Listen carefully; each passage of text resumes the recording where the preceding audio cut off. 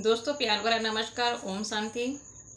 आप सभी को, या मैं कहूँ आप सभी प्यारी प्यारी आत्माओं को पितृपक्ष की, आपके पूर्वजों के आगमन की ढेर सारी शुभकामनाएं।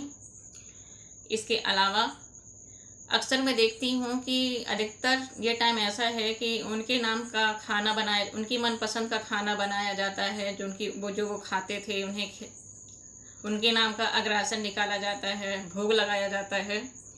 और अगर उनकी फ़ोटो होती है तो फ़ोटो के सामने माला आला चढ़ा के, टीका वगैरह लगा के, उनकी पसंद के फल फूल खाने पीने परोस दिए जाते हैं। तो क्या वाकई में वो फ़ोटो से निकल के खाते हैं? किसी ने आज तक देखा है?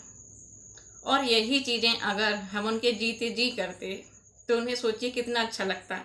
वो कोई भी चीज़ अकेले तो नहीं खाते, सभी मिल बांट के ही खाते हैं।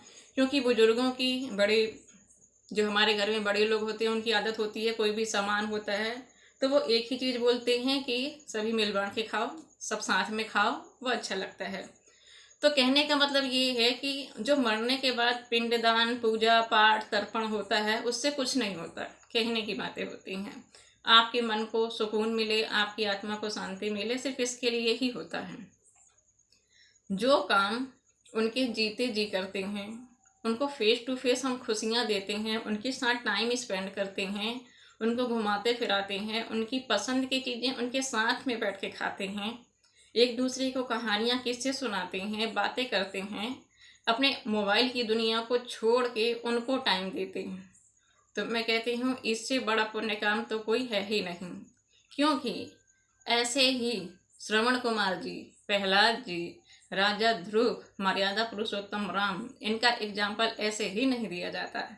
लेकिन आज की इस भागम भाग भरी लाइफ में, जब से हमारी लाइफ में एंड्रॉयड मोबाइल आया है, तब से हम अपने घर में बड़े बुजुर्गों को टाइम देना कम करते हैं।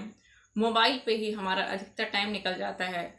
हम अपने माता पिता से, दादा दादी से, नाना नानी से ये भी नहीं पूछ पाते कि वो कैसे हैं, उनकी तबीयत कैसी है, सब कुछ ठीक तो है, किसी प्रकार की कोई शिकायत तो नहीं है। नहीं, मरने के बाद हमें भले हजारों शिकायतें रहती हैं, पछतावा रहता है कि हम ये नहीं कर पाए, वो नहीं कर पाए। तो क्यों? इस सोच को मिटाइए। सही समय है, सही डिसीजन लीजिए और जीते जी ही उनकी सेवा कीजिए।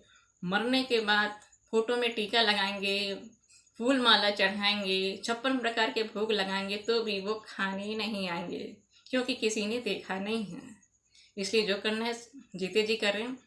ये खुशियाँ अगर हम उनके जीते जी करते हैं, जिंदा रहते हुए करते हैं, तो उनके चेहरे पे जो मुस्कान, आँखों में जो संतुष्टि, दिल से जो दुआ आशीर्वाद निकलता है, वो भरपूर होता है। और हम जैसा उनके साथ कर रहे हैं वही हमारे साथ रिप्ले होना है।